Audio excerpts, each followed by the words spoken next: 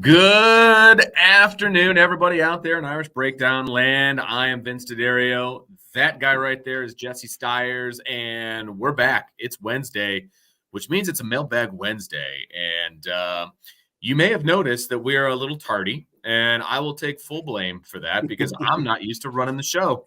And I mean, literally and figuratively. So since our buddy Sean is doing his thing in Paris, France, you're going to get us and for the foreseeable future, frankly. So we're going to see how it goes. And it's Mailbag Wednesday. We're going to kick it off with Mailbag Wednesday. Jess, how are you doing today, sir? I'm doing well. I actually got up a little early this morning, got work with over early, and then got a quick workout in. So I'm feeling pumped up right now. So, man, I'm impressed with brought the juice for the Mailbag Wednesday. I'm impressed, man. Like work and a workout. Like that's impressive all by itself. Now back to work, it's just a sandwich. I'm telling you. We actually have a question in here about work, which, you know what? Let's get to it because it's a very interesting question, frankly. And I'm curious as to where you are now that you are a working man and a man of the people. Here we go. Salty wants to know, are you willing to give up benefits to have a 4-day work week? An overwhelming majority of Americans say yes. Would a 4-day work week benefit you in your position? If we're talking I don't know what benefits we're talking about specifically, maybe like dental, healthcare, that kind of stuff. I wouldn't give up benefits, but I would give up a good amount for maybe like half benefits for a 4-day work week. I would say that I could get away with a 4-day work week. My Mondays and Fridays are, they're productive, but they're not as productive as they probably could be. So you could sandwich those 2 days together for me, but that's where I'm at. I would love a 4-day work week. I actually have friends who have summer schedules. So they'll work 4 9 days, 4 days, 9-hour shifts, and then get Fridays off every other Friday. So, okay. Yeah. God, who wouldn't love a day of extra off? I mean, I would love to have 3-day weekends and all of those things. I mean, that would be fantastic, obviously. But I think realistically, I don't want to make any less money. And so if I'm making less money, that would be bad. And my kids don't get to eat and get clothed and all of those fun things. So I don't think I'd be on board with giving up like money benefits or dental, health, all of that stuff. So if I have to give that up, then I would say no. If it's, for goodness sake, if it's working 9 hours instead of 8, I can't remember the last time I actually worked only 8 hours. So that's not a thing. So I would definitely love that part of it. So that would mean a 4-day school day, which I'm guessing parents wouldn't be all in favor of because that means they get an extra day with their own children. And most people would say no to that, Jesse. As much as they claim they love their kids, I think they would say no to that. Yeah, that's time away from the children, right? Yeah. Exactly. Speaking of children, can you be quiet, please? Thank you.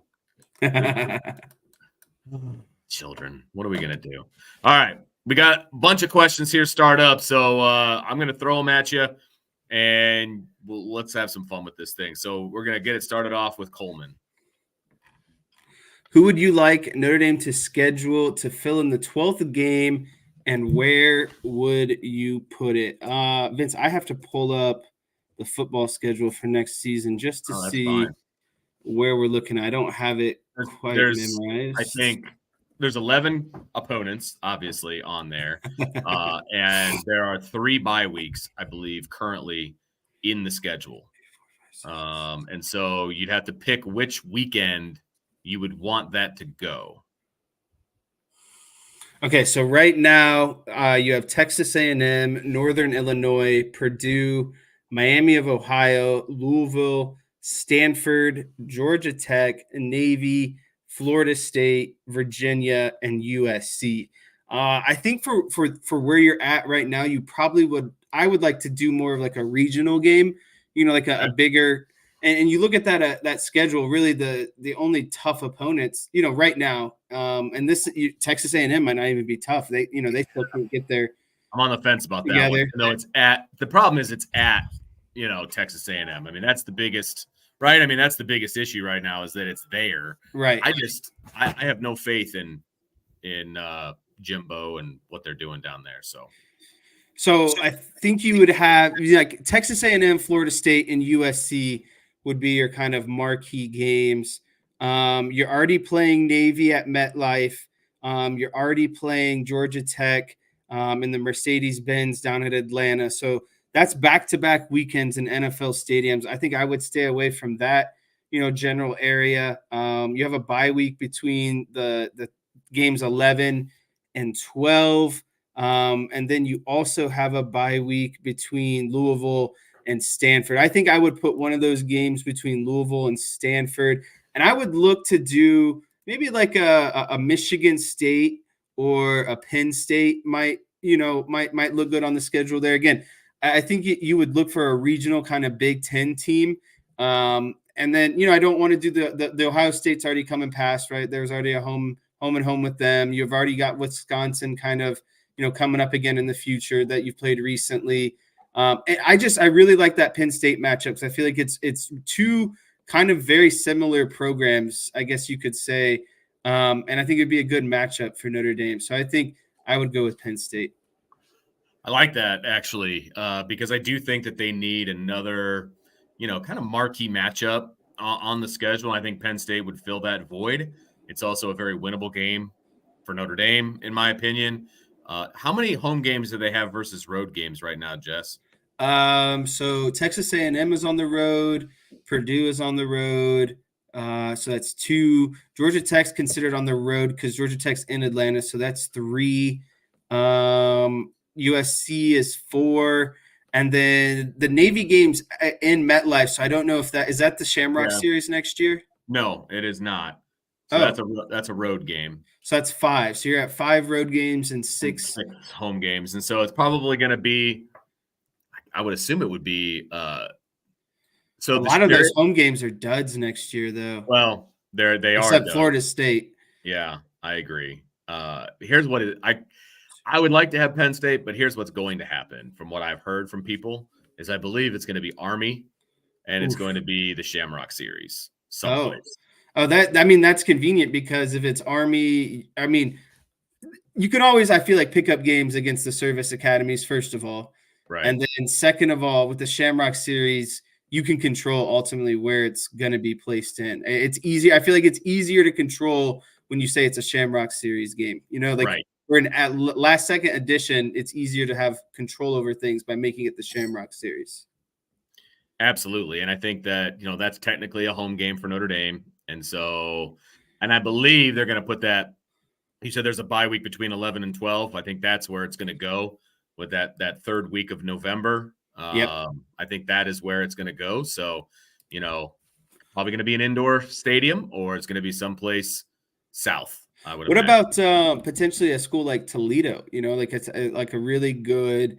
I know it's it's like I know you don't want to play a MAC team, but Toledo's a very solid, reputable. I feel like they're going to win the MAC probably this year. First of all, and they're playing Miami of Ohio, who when they played Toledo, each only had one loss. Now Toledo won that game, but you're playing an upper echelon MAC team already. I don't think I want to be a member of the MAC, so I don't really want to play multiple. You could hit up the Pac-2 next year. The Pac-2? Well, see if they need some business. You're not wrong about that. It's going to be very interesting to see what those two teams do, by the way. But I was thinking the same thing. Like, that's the easiest thing you could do is call up one of them and be like, hey, we need to play somebody in this week. And they'd be like, okay, it's wide open. That would be one of the easier things to do. But I like your Penn State. I think that one's actually pretty good. And again, I don't think anything's set in stone At least they haven't announced that it's going to be Army yet, but I have heard rumblings that that is going to be the case. So I don't know where they are going to host that, but I believe that is what is going to happen. So, all right, let's see here. Coleman has another one. Out of all the seniors who could come back, which three do you want back? Mine is Tyree, Watts, and Mills / Cross. Well, go ahead. Yeah, go ahead. So offensively, I would start to look at, who, if I were being greedy, I'd say Joe Alt, but that's just not ever going to happen, right? No, so I'm just going to let that one go out the door.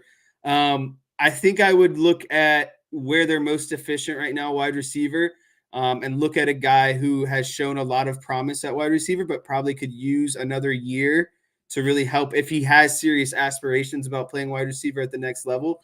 So obviously that's got to be Chris Tyree.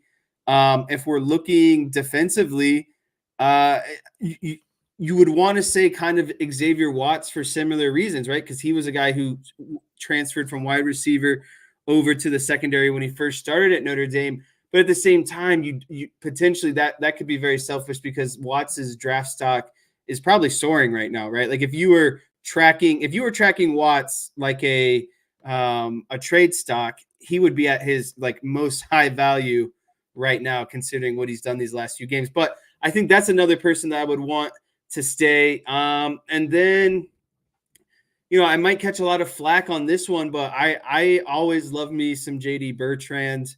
I know there's probably people out there who would like to see new linebackers, right? Some of these young guys get the opportunity to play. But I think JD's been excellent this year. And I also think that he provides that ability to run the defense. And I think that is irreplaceable at times. So I would go JD Bertrand, Xavier Watson, Chris Tyree. It was hard not to say the same people, believe it or not. But I think that is who I would stick with. This is an interesting question because you're right. It's like, okay, where can I be selfish and where can I be realistic? So I'm going to go with the most realistic answer I can come up with, right?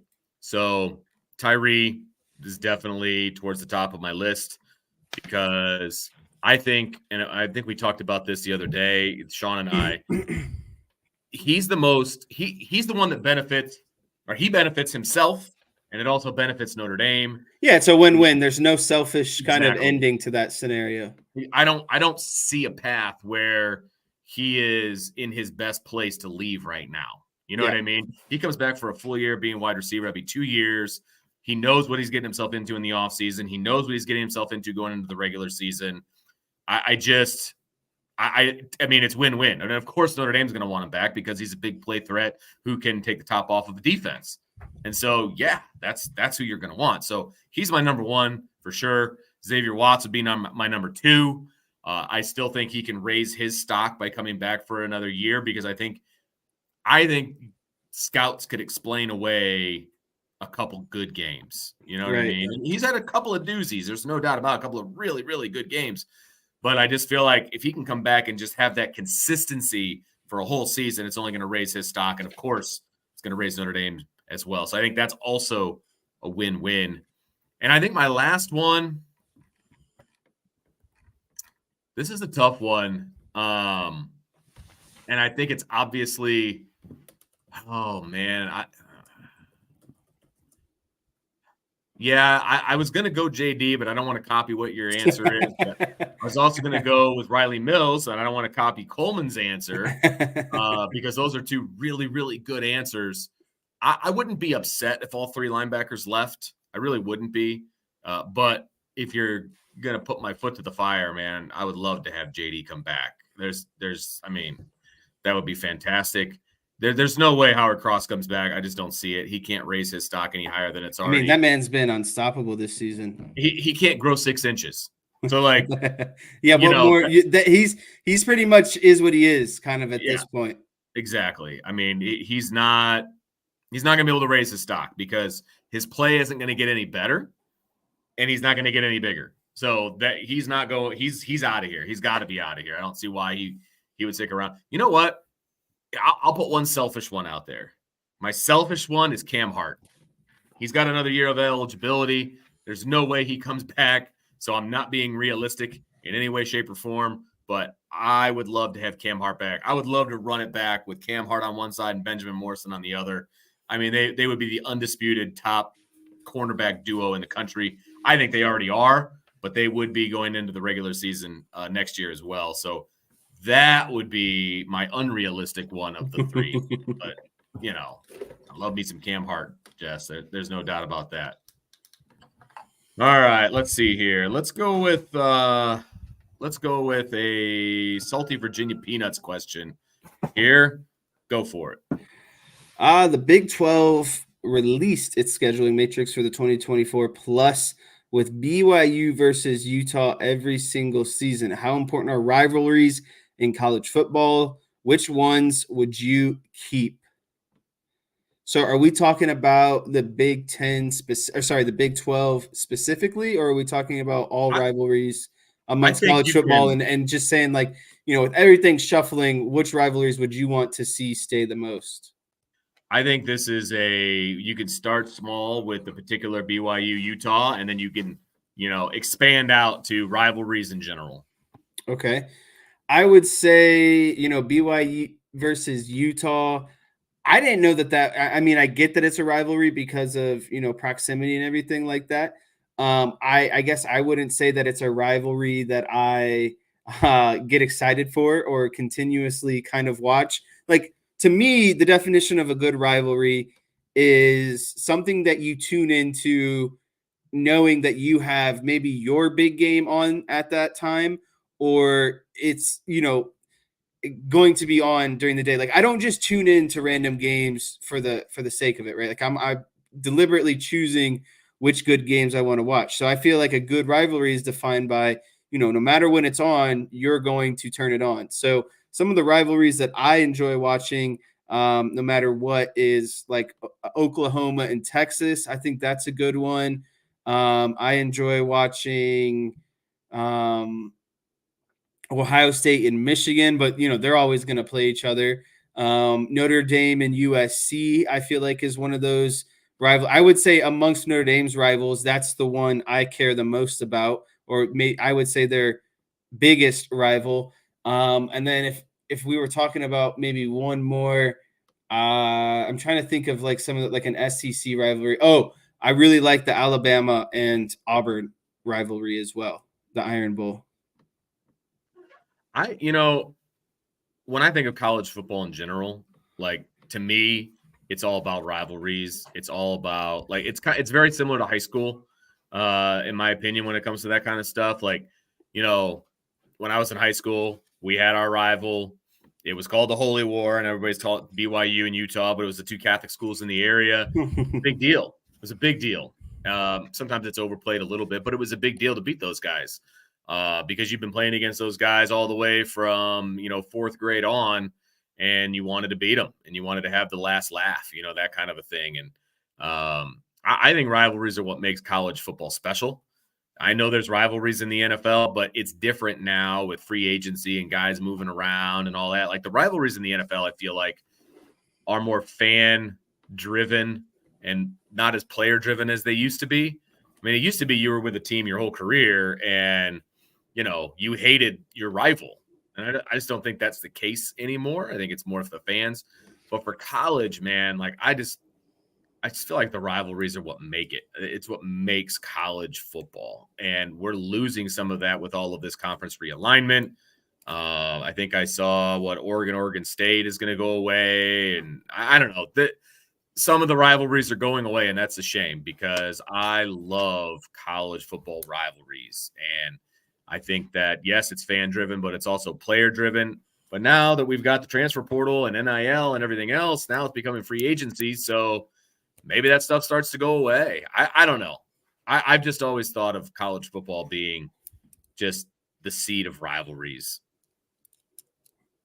Yeah, I agree with what you're saying. I think you have you like these conference games turn into rivalries because of they're in your conference, so you're playing them like Michigan Ohio State is a natural born rivalry just because they consistently play each other and the games have high magnitude.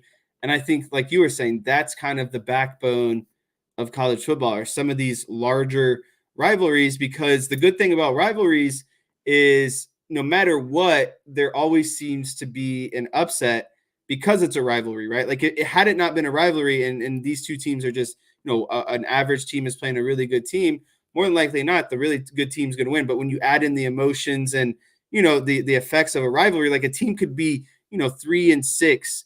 And if they win their rivalry game, that's a winning season for them at the end of the day, knowing kind of that they haven't had quite the season that they've had so far. So I enjoy what rivalries do for the college football game. Absolutely. All right, let's see here.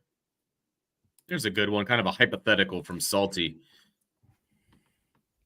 Clemson has lost at home twice this season and lost last weekend. Does this make them more or less dangerous for Notre Dame this weekend, or does it matter at all? So I guess the way that this question is framed is basically, as Clemson used their at-home mulligans, knowing that they're a really good team at home, kind of no matter what, right? Like playing at home for them can mask some of their deficiencies. I don't think it matters at all. I don't think that you have a certain amount of mulligans depending on if you're home or away. I just think Clemson is not good this year, and it doesn't matter if they're home or away. I think they play a little bit better still at home. It's going to be a little bit tougher for Notre Dame. As long as Notre Dame executes their game plan on both sides of the ball, it shouldn't matter. I think Notre Dame is the better team, and it'll show home or away regardless this weekend. Yeah, the way things have played out over the first 8 games or so, I think this game for me is more about Notre Dame than it is about Clemson. Yes. It's about Notre Dame needs to keep that movement and trending upwards to close out this season. Yeah. I think everything that's in the past is the past, and now we need to have a good close to the season and leave a good taste in everyone's mouth. Yeah, no, I agree. And I think that, after last week and the way the offense, kind of went about their business, I like the play calling, I like the game plan, I liked a lot of the things that they were doing, but they need to build on that, right? And so that's why I say this is about Notre Dame, because yes, it's going to be a pretty good defense that they're playing. The offense, I think Notre Dame will handle without much of a problem, but we need to see Notre Dame's offense play against a good defense and play well. And that's why I say it's about Notre Dame. Because if they don't play well, it's because they're not playing well. It's not because, Clemson forced them into anything, in my opinion. Now, we'll see how the game plays out and what happens. But I think most of the home field juju that is good news for Clemson went away when it was announced that Notre Dame and the Clemson game is at noon. I mean, Death Valley at night, yeah, that's a tough place to play. Death Valley at noon, it's a little less tough. That's unfortunate though, because it's their own doing. If they had absolutely. a 1-loss, 2-loss record, this is a prime time ranked matchup, night game, with three games remaining on the schedule. Absolutely. No, it's 100% their own doing. And I think, again, 4 loss. I mean, they're 4-4. They're struggling they're going to be under 500 after this weekend. Okay. And so what is going on? You know what I mean? Like, they got a lot of looking in the mirror to do. And yes, they're going to come out and they're going to give Notre Dame everything they can handle, or let me rephrase that. They're going to give Notre Dame everything they've got. I don't know how much that is at this point, but they're going to give everything they've got. Again, this game is about what Notre Dame can and can't do, not about what Clemson's going to do to them. Still a bunch of talent at Clemson, no doubt about it, but they're like on the edge of the cliff, and it's Notre Dame's job to push them off. Realistically, Clemson is kind of falling down right now. And it's Notre Dame's job to kind of press down on the neck and finish them off realistically, because they're wounded right now. They're very much wounded. Dabo Swinney is wounded, right? Like if Dabo Swinney wasn't wounded, he wouldn't have took 5 minutes to answer that question on a radio show the other day, right? Like you only take those things personally when you're wounded, or it kind of digs into you a little bit. And I think Notre Dame needs to have the mentality that we don't feel bad for anyone. Like we are still here to do what we need to do, and we're going to, no matter what, if finish you off, I guess is the best way to put it. Yeah, that's Notre Dame's job this weekend. They need to just take the soul of Clemson, and I will enjoy every second of it. So, especially with it being noon. I mean, that's even better. Just watch it with my Cheerios. All right. Next question from Coleman. Which early enrollee in 24 are you most excited to see this winter? Mine are Kingston and Micah Gilbert. Vince, I am not too up to date on who the early enrollees are. Do you know who those are? Could you Well, it's refresh going to me be a like little bit? half the class. And so I believe you know what? We're going to rephrase the question just a little bit because you and I are not the recruiting gurus here at Irish Breakdown. And I have not seen a list of who the early enrollees are. And here's the other thing: we're not going to see them in the winter. We won't see them until March and April. But mine personally, of who I think are early enrollees, doesn't matter. The guys enrolling, period, that I'm looking forward to seeing in the 24 class. Specifically are Kingston, because I want to see him at middle linebacker and see if he's ready to play at this level. As a true freshman, like that's a big undertaking, especially to run the defense, filling in for JD Bertrand. Like that's a huge ask of a true freshman. And then my other one's Cam Williams and what he is going to be at wide receiver for Notre Dame. Like you want to talk about a walk in the door starter, that's who that guy is. And so I got one on offense, one on defense. Those are my two guys that I am very much looking forward to seeing because I think they're both probably day one ready to play. But can they do it mentally? Can they do all the things that they need to do to get on the field on a consistent basis? You know, that kind of a thing. But from a talent standpoint, man, those two are unbelievable. Yeah, so you went one offense, one defense.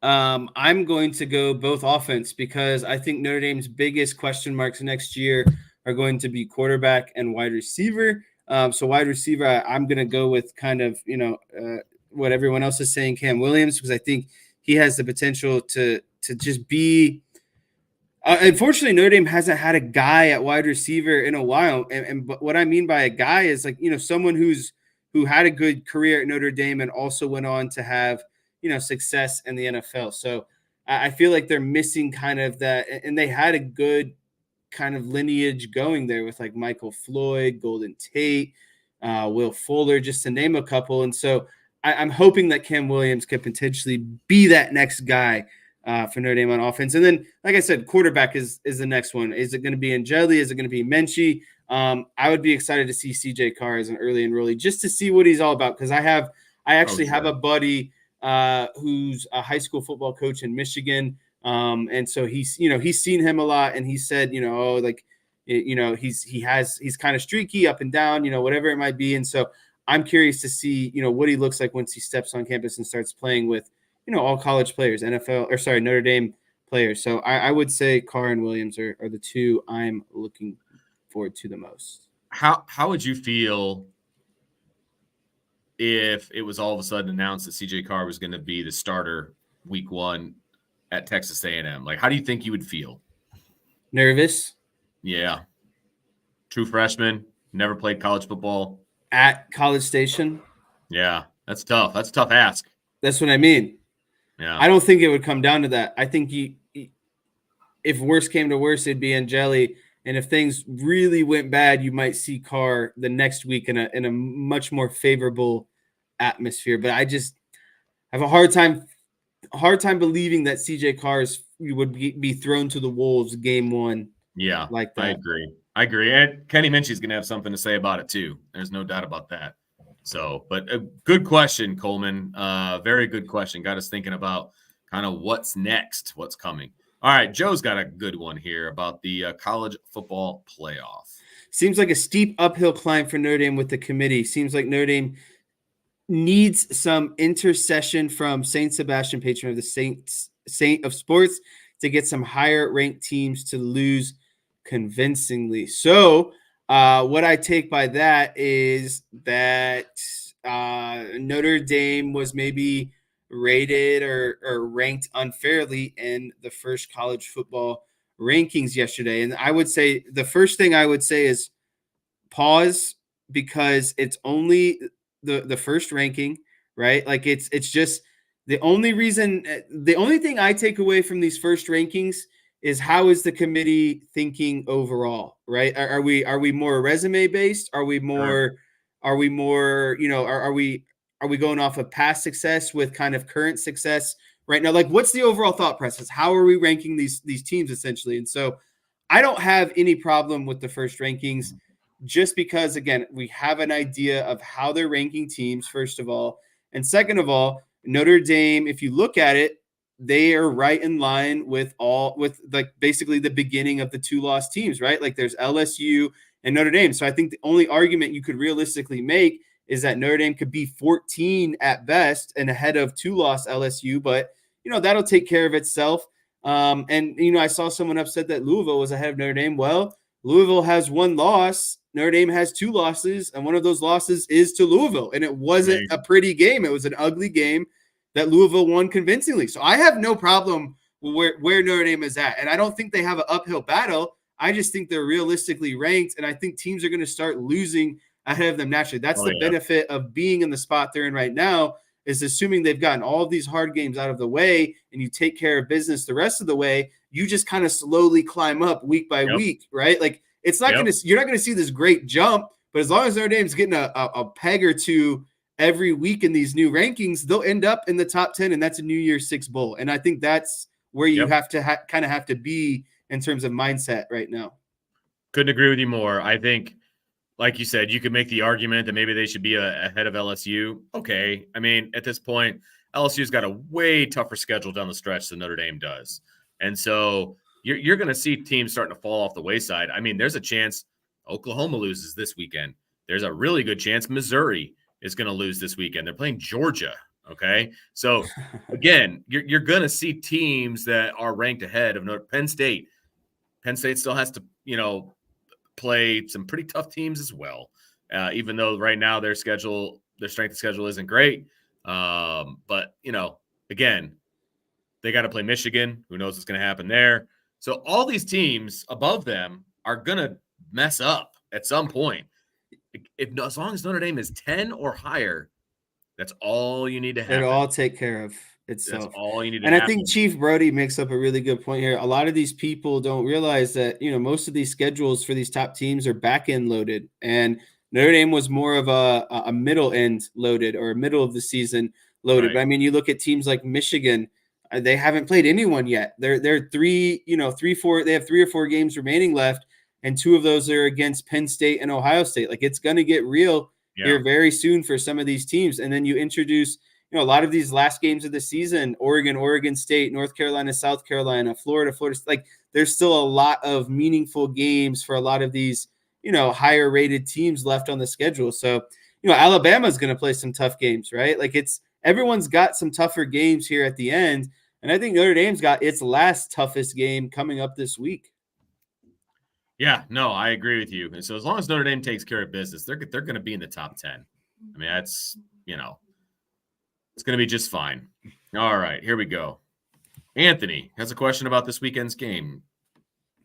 How many points do you think it will take to secure a victory this Saturday? I think that Notre Dame's defense has been unconscious, but you're on the road. It's a noon kickoff, and you can't consistently rely on your defense to provide that sort of production every week, along with your special teams, right? Like, it has made the offense's job a lot easier, but I just don't think you're going to get 2-3 touchdowns out of your defense and special teams combined anymore.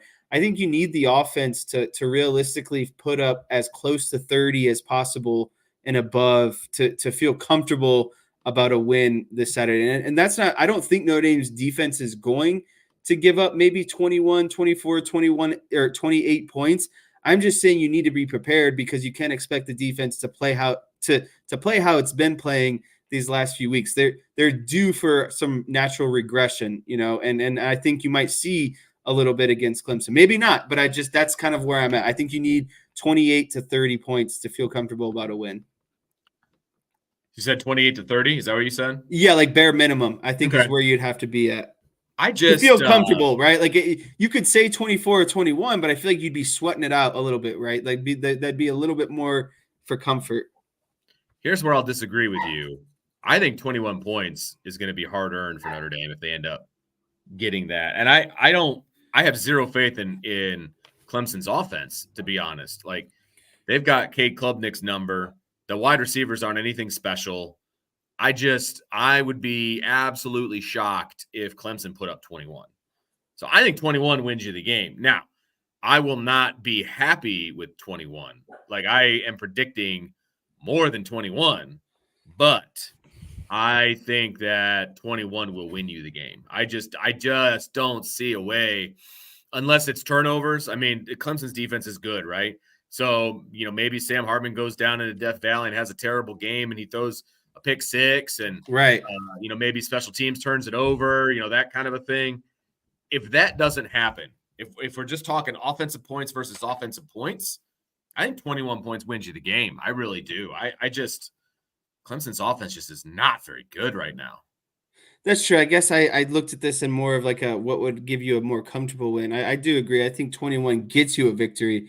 It'd just be a crappy, ugly. You wouldn't for sure. you wouldn't feel like you came out better at the end of that kind of game. But I think 21 could definitely win you the game.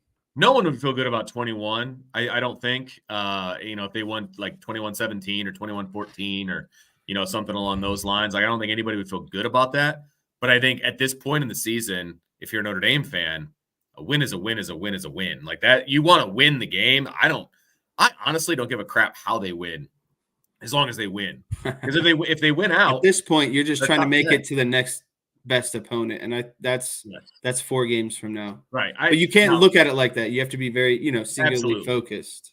Style points are important. They are. And I would much rather have a big win over Clemson because you can at least say we got a big win down at Clemson. But at the end of the day, if they win out, they're in the top 10. If they blow out Clemson, then they're in the top 10 with some bragging rights, I guess is the best way to put it. You know what I mean? Like, yeah, I don't know. Maybe they're top 8 or top 9, just depending on how things go. But they got to win out, period, end of discussion. They absolutely have to win out. All right. Here's one from W.O. Lewis.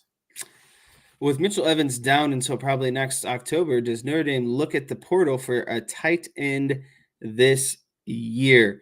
I'm going to be quick about this one. I think Notre Dame has tremendous depth at the tight end position, and I think they have a lot of young depth at the tight end position. You got Stays, Sherwood, Flanagan obviously is coming on strong. They just got a big recruit. There's Raritan. I think they're perfectly fine at tight end. Just for whatever reason, the concern has to be all these ACL injuries. How are we going to keep the group healthy more so than that's how I feel about it. I don't think that they have any issues depth wise. I think they got a ton of talent in that room, and I think they're also adding a couple, at least one, another young freshman talented tight end as well. So I think they're just fine in the tight end room. Yep, I'll keep it short and sweet. There's no need for a tight end. There are other places where you can go get a transfer that could help this team. Tight end is not one of them. There's tons of talent in that room. I mean, they're 4 deep right now without Mitchell Evans. And, they found a way somehow to get all 4 of those. They were getting 5 tight ends on the field, not obviously at the same time, but they were getting all 5 on the field. And so, okay, now you're down to 4, and Mitchell Evans is going to be tough to replace, but you can replace him in the aggregate. You absolutely do not need a portal tight end. Completely agree with that. All right, last one before we jump into rapid fire. This is kind of an ongoing question. This is fun. Hold my shillelagh. Ask. I've seen New Year's 6 projections for Notre Dame against either Oklahoma, Penn State, or Alabama. Which matchup would you prefer? I'm going to drop out Oklahoma immediately. I don't really care for that one. I don't know why, but that's the one that's getting the boot. I think Penn State would be great. And I said earlier that I wish Notre Dame might potentially play Penn State next season. And I think a big reason is these programs have a lot of parallels or similarities the last maybe 5 to 10 years. And I think that's a really good equal matchup for Notre Dame as well. So I think that would be a really good kind of statement game. And I think it's a game that Marcus Freeman could handle in his wheelhouse as a coach. I also would keep Alabama on the docket as well, because I think it's a great opportunity to beat Alabama when Alabama isn't peak Alabama. And so I think that is something that you could throw on the resume, because I think Alabama's offense isn't great. And then you also kind of have an advantage by knowing, the overall philosophy or thought process of the offensive coordinator, right? Like, I'm not saying you're going to know every play, but you're going to know your defenses were going against his offenses in the past. So you have an idea of the fundamentals of what's going on. And again, I think Notre Dame's defense could very much handle that offense. And I think Bama's defense is another good defense. So I think that would be a really good, equal matchup in its own right. So I would say Penn State or Alabama, but just because Notre Dame hasn't played Penn State in a long time, I think I would go with Penn State. We've seen Notre Dame play Alabama over the last few seasons, but I think the only reason that'd be fun this year is because Alabama's not as great as they usually are. And so if you could knock them off, it's always great when you can say you've beaten Alabama in a bowl game. Yeah, I mean, I think the national perception, as Anthony says over here in the chat, I think the national perception is bigger if you beat Alabama. I mean, I think that's obvious, right? I think that would be a heck of a matchup, Saban versus Freeman. I think Al Golden versus Tommy Reese. I think that's a storyline that would be a lot of fun to follow for like 3 weeks straight. So I think that one, I think Alabama is the pick for me, just because of the perception, because of the storylines, all of that. I think that would be big. It would be fun to throw in the face that, Marcus Freeman beat Alabama before Brian Kelly did when he was at Notre Dame, that sort of a thing. I think that would be a lot of fun. I see where Penn State would be my second one. It would be a little bit further down the line as second, but it would be my second one. I just think I would go into that game feeling very, very confident in Notre Dame against a James Franklin coached Penn State team. I would feel very confident in that game.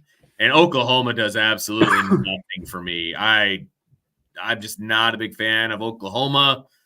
I just think that they're going to lose another few times, and so I just don't see them even being available to play. So it would be Bama number 1, Penn State number 2, and Oklahoma way out in the cornfield at number 3. Like, that does not excite me in any way.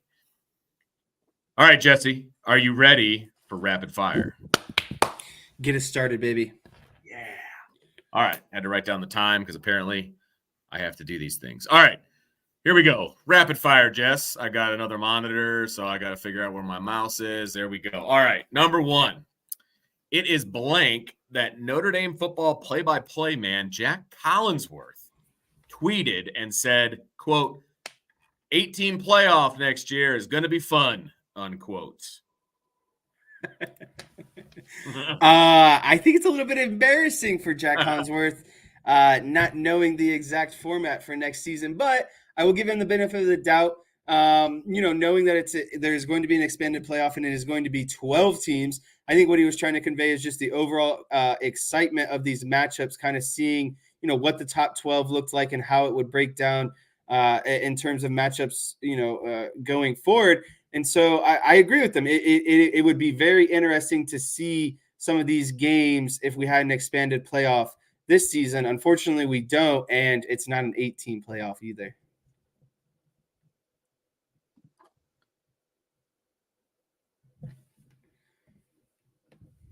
He did. I thought it was hilarious. I mean, he did change it eventually and said, I'm, 12-team playoff, but, come on, man. Like, you can't make that kind of mistake. Like, proofread your tweet, dog. Like, you want to be taken seriously. Yeah. Like, you're the play-by-play guy for Notre Dame. Like, you should, like, it's embarrassing. Just like you said, that's the blank. It's embarrassing that he would do that. It was, and then, I would have just deleted the tweet altogether, but people had already screenshotted it. So, I mean, it is what it is. But, we have never talked about an 18 playoff. Like, that's never been a thing. Like, where did you even get that from, man? Like, are you just not paying attention? I don't know. It's embarrassing. Jack Collinsworth, come on, bud. You got to do better than that. You got to do better. Just come on. All right. Reese Davis and Pat McAfee are going to do their own version of NFL Red Zone on Saturday night with college football. So scale of 1 to 10, Jess, the chances that you're going to watch. Scale of 1 to 10, I will give this a solid 8 or 9 because Notre Dame is playing at noon. I'll Yeah. have nothing going on in the evening. I'll want to flip around between, some games.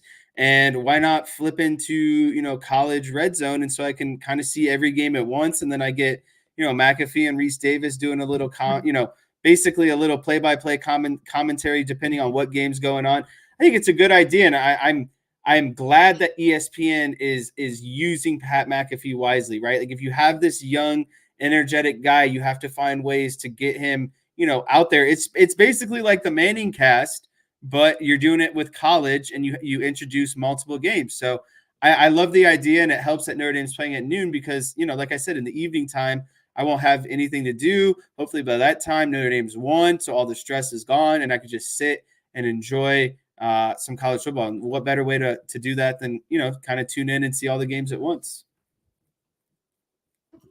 Yeah, I completely agree. I think I would probably tune it in. Like I know there's so many people that are anti ESPN, and I get that.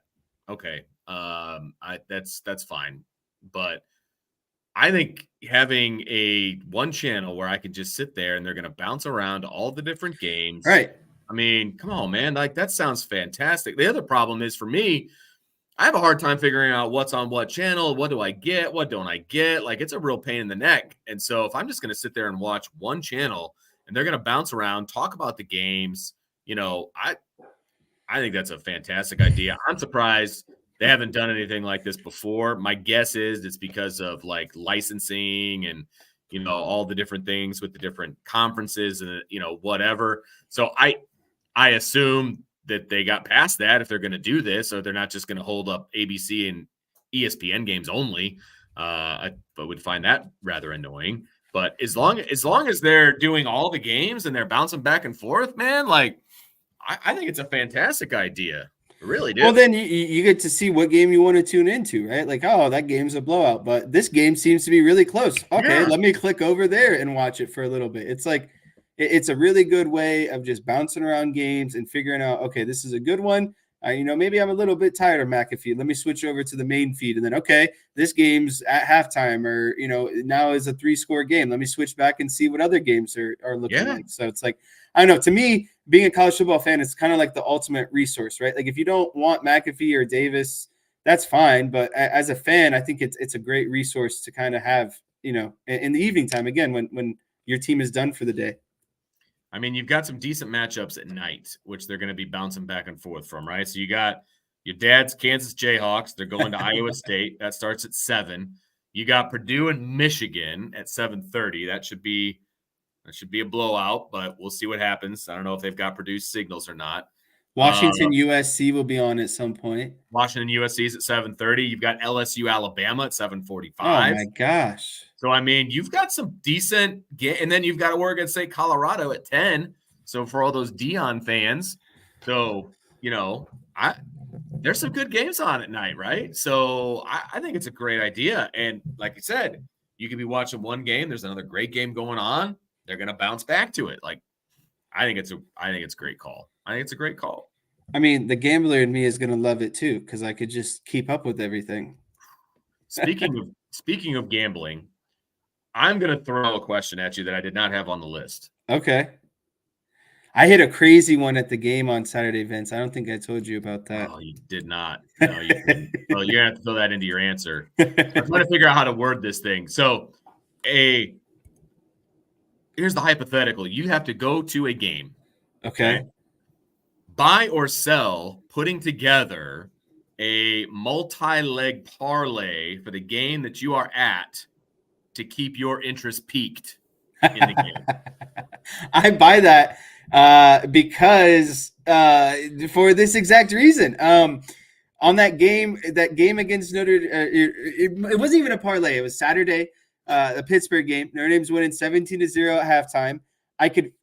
Being at the game gave me a better vibe of watching it on TV. Oh yeah. Or just, you know what I mean? Being there, you get a better feeling of just how the game is trending, in my opinion, right? And so I think, first of all, you can make better conscious bets while live attending an event because you just get a better feel of how things are going.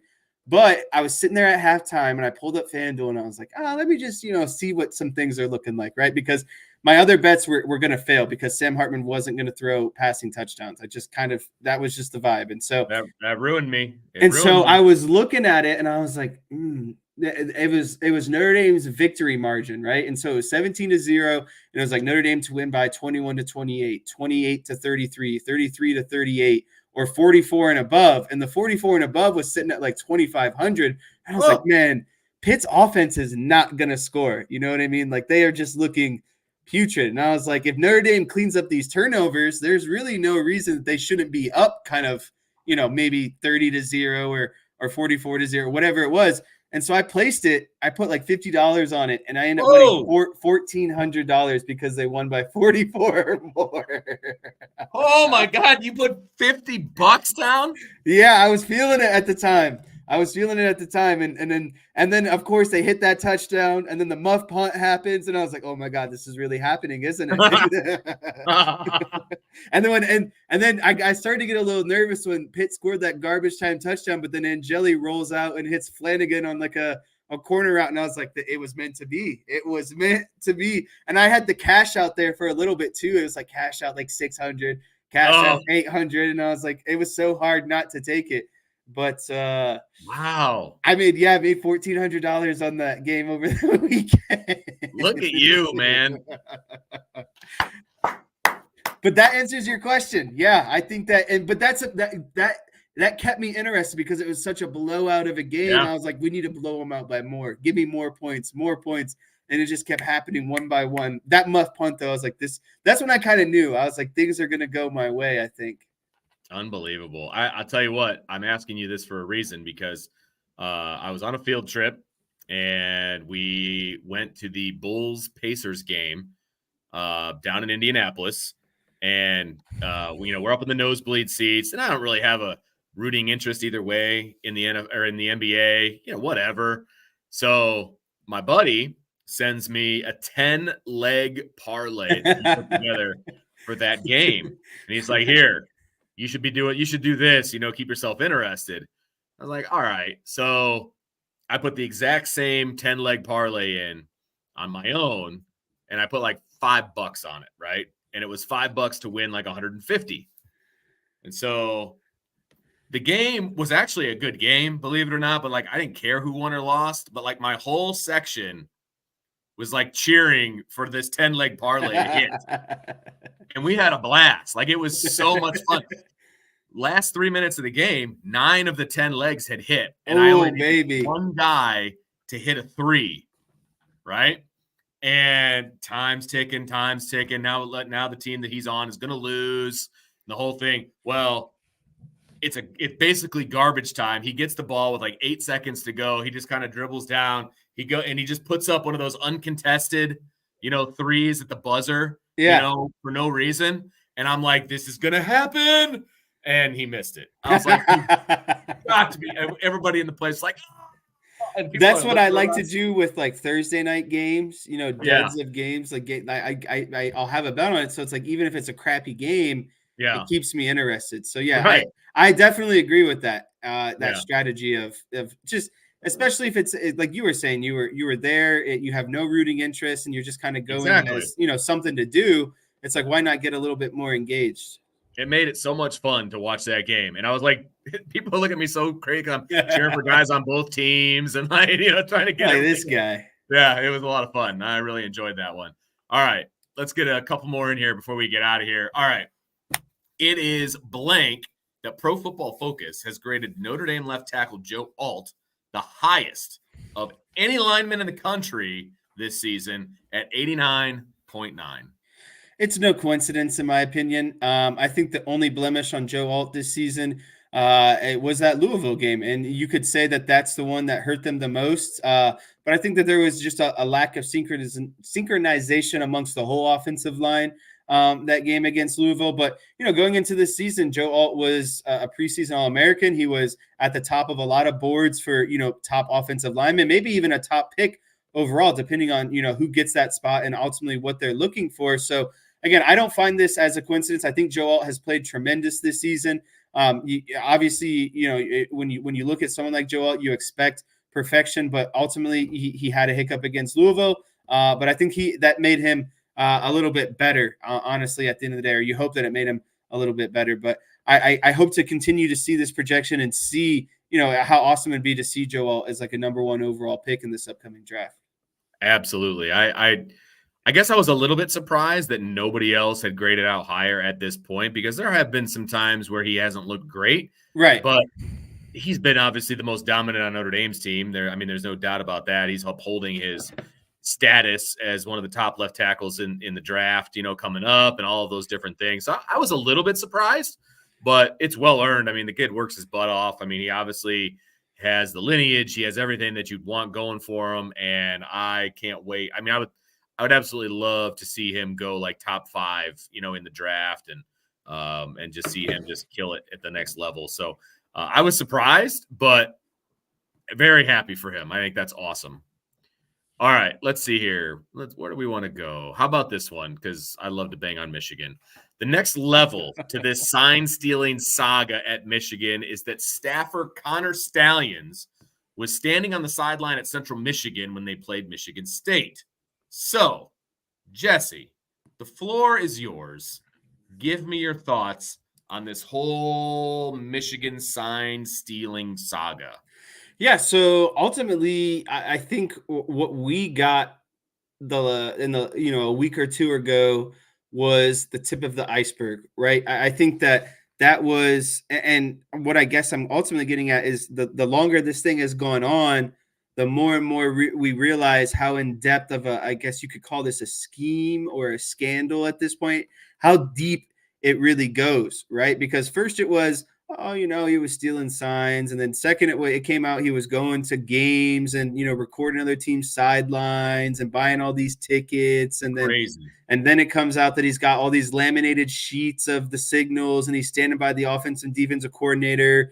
Now there's videos coming out of a guy along the Central Michigan sideline, wearing sunglasses at, dark times of the day. And unless you're Deion Sanders, really, there's no one else that wears sunglasses on the sideline, in my opinion, especially at Central Michigan in a late night game. And then you see the videos of him too, of like looking, when a play is coming near him on the sideline, aka when the camera is going to be panning over there, you see him looking down or trying to kind of like, again, with the sunglasses on, mask his identity. I just think that the deeper that we go into this, the more we're going to find out and the more damning it is for Michigan. And I was, against this whole thing 2 weeks ago. Once they introduced the fact that they were using, artificial, I guess, intelligence, I guess is the way I'd put it, outside of in-games trying to stealing of signs, going to other games using technology. That's what the Astros did. That's the same thing, in my opinion. Stealing signs, using video, and technology is a big no-no. And now we find out that he was potentially helping other teams, or that he was, impersonating being on another team to scout a team coming up from Michigan, whatever it might be. It's just looking worse and worse. And I think it's ultimately an embarrassment for the Big Ten. I think they're going to have a decision here to make rather soon. I think they're going to have to decide if the Big Ten's going to allow Michigan to participate in the Big Ten championship this year. And I think a bigger concern for Michigan is what the NCAA is going to say. Are they going to get a postseason ban this year?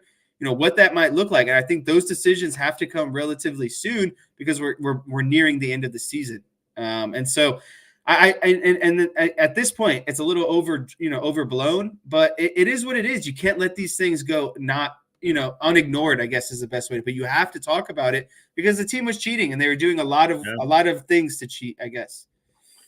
Yeah, I mean, you said a lot of really good things there, Jesse, and I don't disagree with really any of them. And it's funny because when this first came out, I was like, they're figuring out other team signs. Like, I don't see what the big deal is. That's sportsmanship. That's, gamesmanship. That's what you do. But then you find out how they're doing it and how deep-seated that this goes. Like, that's what I mean. It is amazing to me how deep this thing goes. Did you see Paul Feinbaum's statements today? Or no, I didn't.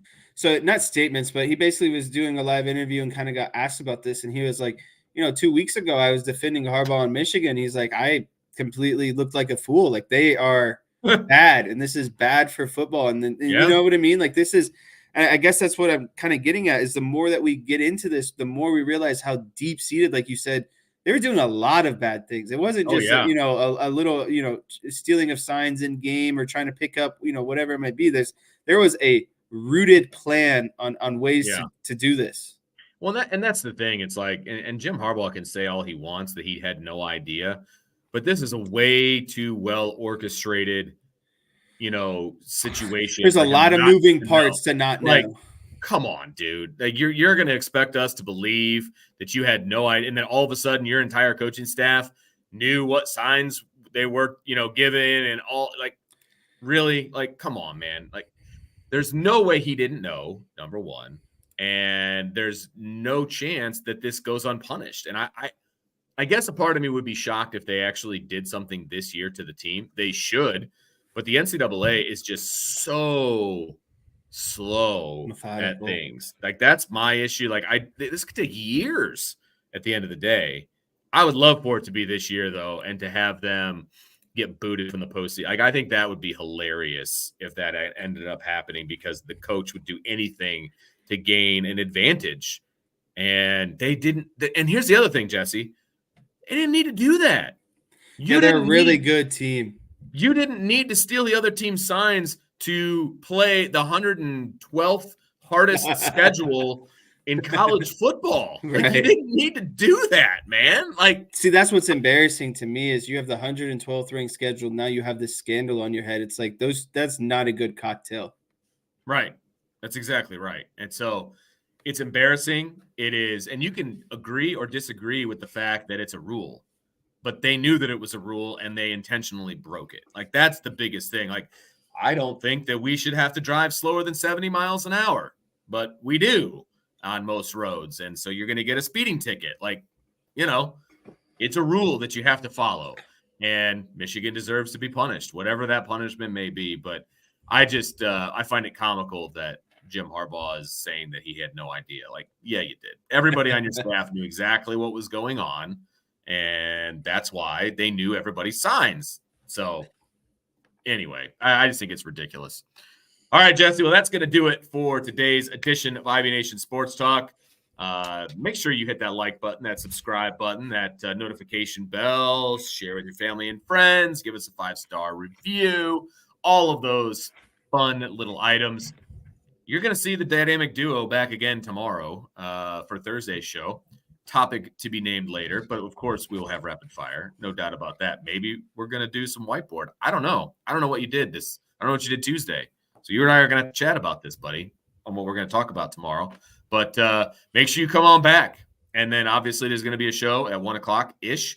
The other guys are going to do the main show and do their thing. And then we're going to be right back here at 6:00. So don't go anywhere. We expect to see all of you back. And make sure you bring the heat, fellas. Make sure you bring, and gals, bring it tomorrow. Bring it in the chat. And we're going to have some fun with this thing. So for Jesse, I'm Vince. I'm off to a concert, and I will talk to you guys on the flip side on another edition of IB Nation Sports Talk. Ciao.